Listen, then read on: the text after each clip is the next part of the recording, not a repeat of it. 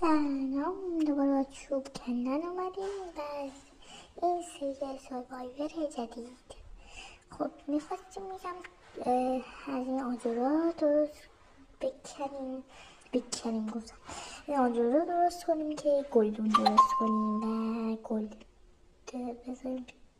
واقعا فکر میکنم اینو میتونم بذارم توش. هی خدا.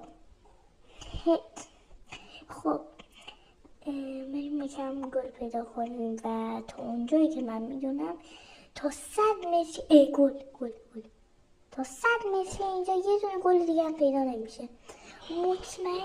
مطمئنم تو اصلا قبل از این درخت رو چند تا کندیم و این بالام خوشمون اومد. من احساس میکنم داریم گم میشیم اینجا افتادیم تو چاله و ویدیو تمومه. فعلا خداحافظ. ما رو برای دیدن قشنگ قبلی تو چنل برید.